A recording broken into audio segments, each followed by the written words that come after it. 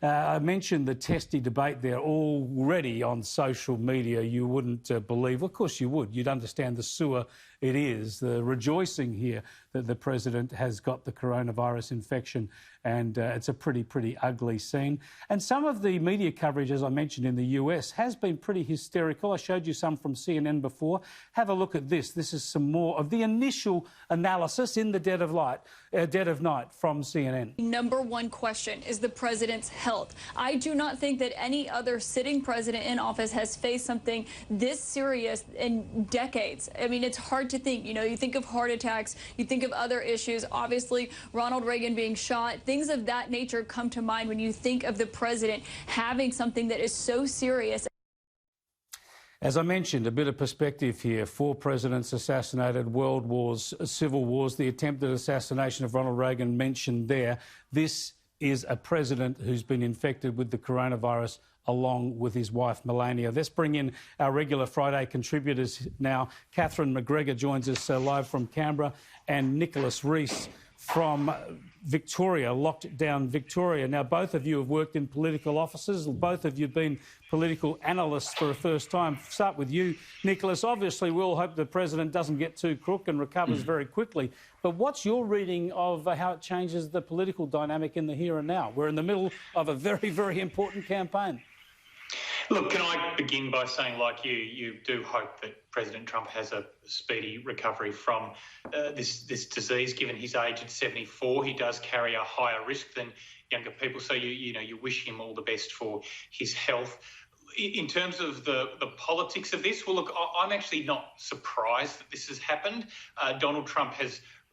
Presidency has been like a reality TV show, and it seems only fitting that in this final episode of the series, the last episode begins with him contracting the virus, which is ravaging his country and is a central campaign issue. I'm also not surprised he has contracted coronavirus because obviously as president, he meets with a lot of people, and it is the fact that the White House has not shown the high degree of caution that should be held when dealing with this highly infectious disease. So as we know, Donald Trump has not been practicing good social distancing.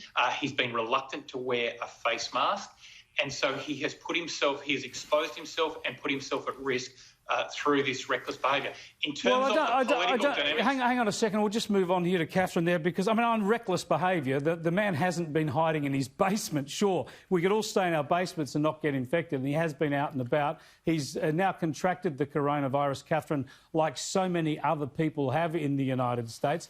They often talk, you're a great student of American politics, they often talk about an October surprise in a presidential election campaign. Well, here it is. Yeah, I'm still processing it, Chris, and I'm loath to descend straight into the politics of it. And as you say, I had for my sins, had a quick look at Twitter, and it never fails to disappoint. It's a sewer, and people gloating quite openly and finding it amusing. And of course, if any of us tweeted anything amusing about, say, a Jacinda Ardern, or I noticed Imran Khan tweeted his best wishes. If someone mocked Imran Khan as a Muslim president of Pakistan falling ill with COVID, you can imagine they'd never work anywhere again. They'd be driven off that platform. I'm still processing it. I wish I could share Barbara's optimism that he will be bouncing back in campaigning. He does. He's in the zone to suffer morbidities, and Boris Johnson got very ill. So I think we really have to suspend judgment to see what the gravity of his diagnosis is. And what I'm concerned about, both wishing him well just as a human being, I wish any human being who suffers from this malady to recover, and his wife also. But the geopolitics of it is what concerns me, in that I was always concerned that China could ramp up some kind of incident in the Taiwan Straits around election day. The nuclear protocols and other things are a source of concern. The 25th Amendment covers in some detail processes and protocols around when a president does derogate responsibility to the Vice President and so forth and so on. So all of those matters are in play, and that's without engaging in hysteria.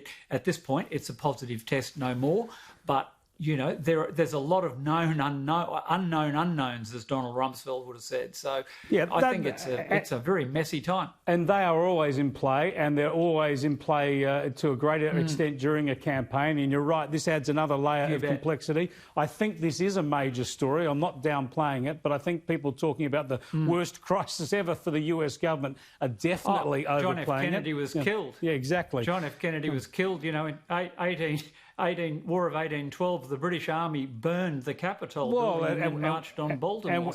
And when JFK was killed, we're at the height of the Cold War. So they've been through many worse crises.